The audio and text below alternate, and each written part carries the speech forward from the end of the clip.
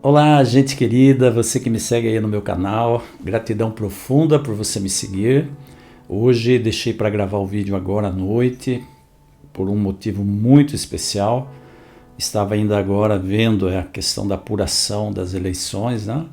Sinceramente, no meu coração, eu queria que tivesse definição tudo agora, para um ou para outro, tá? Não vou defender nenhum nem outro, não é meu papel e também não quero misturar os canais, mas assim, eu gravei ontem um Reels, né, no Instagram e falei sobre a angústia que eu particularmente estou vivendo e acredito que muitos brasileiros, por causa dessa disputa acirrada, disputa que tem gerado divisões, tem gerado separação entre pessoas que se amam, né? Isso é muito triste, é muito dolorido. Mas temos que fazer o que o próprio Paulo recomenda, né, nas suas cartas, que é orar pelas autoridades. Então, como eu tenho dito, seja quem for que vai entrar, nós temos que agradecer a Deus, porque só entra se for da vontade de Deus, em qualquer instância governamental, né? Então eu estava esperando aí dar uma definição, agora já está definido praticamente que vamos para o segundo turno, né? Então agora eu terei um tempinho para gravar aqui o nosso torpedo, tá? E por que eu estava esperando?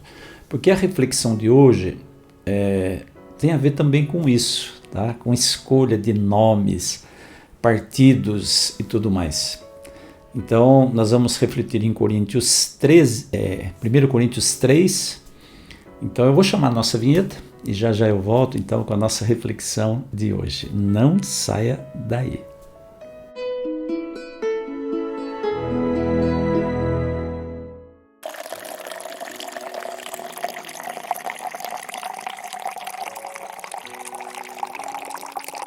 Em 1 Coríntios, capítulo 3, nós vemos Paulo dando um conselho. Ele começa a escrever ali para os coríntios, né? Aqueles que nasceram na cidade de Corinto, que é uma cidade grega, não tem nada a ver com corintiano, viu, gente? Tá bom? Os coríntios, os nascidos em Corinto, os cidadãos de Corinto, era uma cidade grega, né? Eles recebem essa carta de Paulo, tem o 1 Coríntios, 2 Coríntios, são duas cartas que Paulo escreveu para aqueles cristãos. E Paulo entra aí no mérito de uma questão que é muito importante a gente pensar para o momento que a gente está vivendo também aqui. Por quê?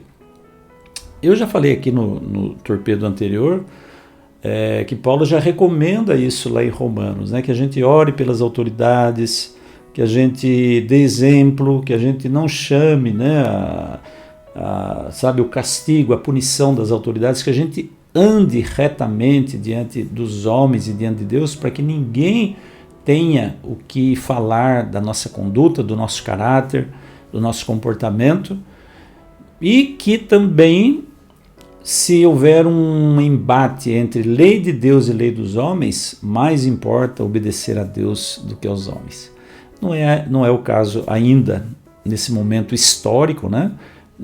O Brasil não está se opondo a liberdade de consciência, a liberdade de você servir a Deus do jeito que você acha que deve, a liberdade religiosa. Você pode não acreditar em Deus, você pode ter outras religiões além do cristianismo. Isso só é possível pela democracia, né? E essa liberdade é muito boa e nós devemos aproveitá-la enquanto nós ainda a temos, tá?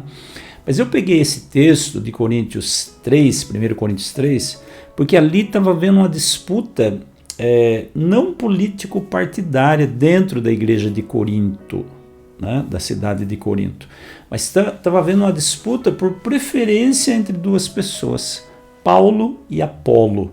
Não quero aqui entrar no mérito da questão, por que alguns estavam defendendo Apolo e por que alguns outros estavam defendendo Paulo.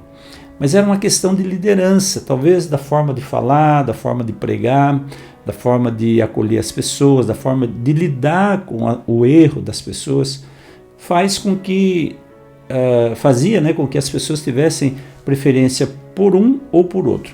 Isso é a coisa mais natural do mundo acontecer, coisa mais natural do mundo, tá? É natural você não gostar do Antônio, mas gostar do Pedro, ou não gostar tanto do Antônio e gostar mais do Pedro. Quando se trata de liderança, de relacionamentos, né? É natural que o João não te agrade tanto quanto o André. Né? Em qualquer instância, em qualquer tipo de relacionamento, existe essa situação. E a gente não pode negar, e é a coisa mais natural do mundo. Cabe o quê? Primeira coisa, ter maturidade para dizer, tudo bem, fulano não prefere a mim, prefere o outro, beleza, que seja feliz. Né? Maturidade daquele que está envolvido diretamente nessa preferência. Tá? E a segunda coisa, que essa é muito importante, é ter a consciência de que, embora haja preferências humanas quando se trata de relacionamento humano, nós não podemos, não devemos esquecer que o nosso maior exemplo e o único e verdadeiro cabeça da igreja, cabeça do povo de Deus, o líder supremo do povo de Deus, é Jesus. A gente não pode confundir isso. Isso não pode ficar fora do nosso radar. Tá? Por quê? Porque à medida que eu me esqueço de que ele é o líder, eu me esqueço de que ele é o cabeça da igreja e me apego a um ser humano, eu estou fadado ao fracasso. Ok? Eu estou fadado ao fracasso. Porque nenhum ser humano vai salvar ninguém de nada, quando se trata principalmente de coisas espirituais. Não foi Paulo, não foi Apolo que morreu na cruz pelos coríntios, né, pelos coríntios, os nascidos em Corinto. Foi Jesus Cristo. E é exatamente isso que Paulo está dizendo para eles.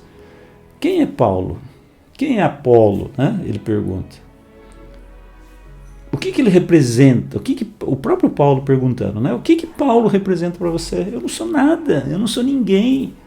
O que Apolo representa para você? Ele também não é nada. Vocês estão percebendo?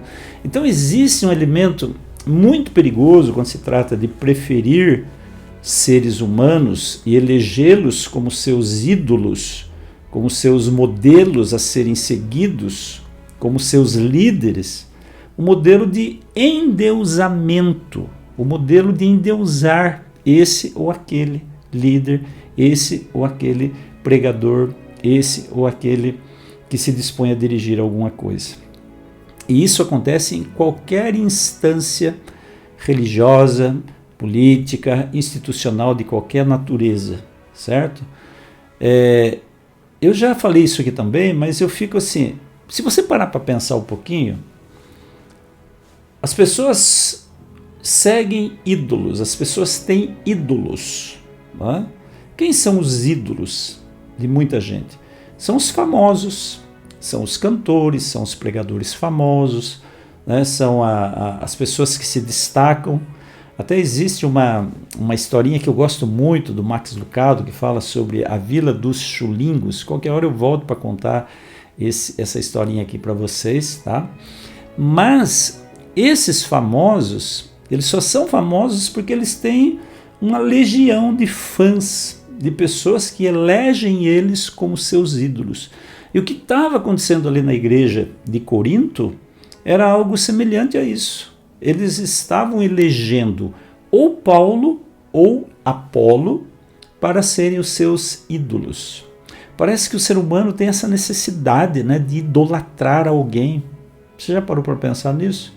Eu tenho que correr atrás de alguém, eu tenho que ser seguidor de alguém. E quando eu falo seguidor, não é simplesmente por seguir no canal, no YouTube, no Instagram. Não é nada disso. Eu também sigo muita gente.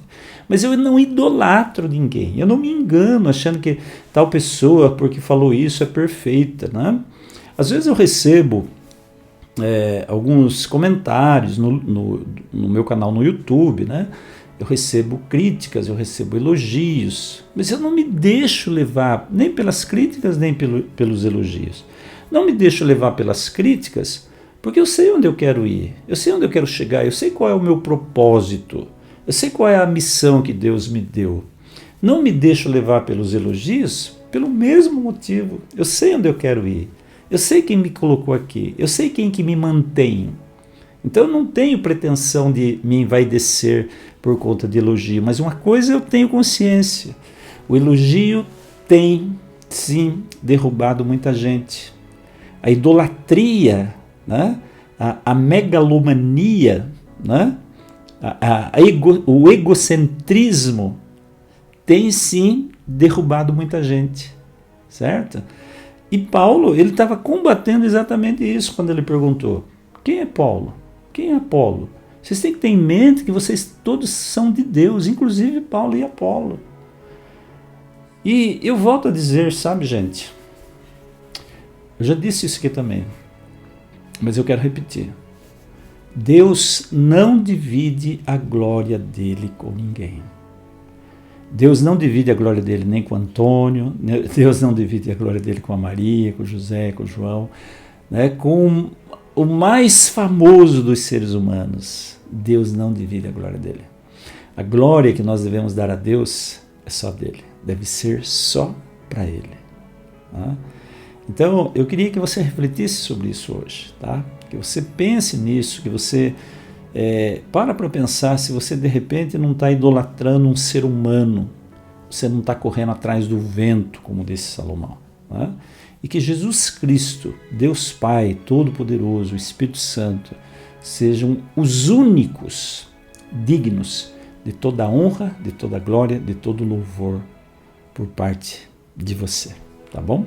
Deus abençoe muito a sua vida, fique com Deus, que Deus te ilumine, te dê sabedoria para as próximas decisões que nós teremos aí no nosso país, que serão muito importantes. Um forte abraço e até amanhã com um novo torpedo aí para a sua vida. Tchau, tchau.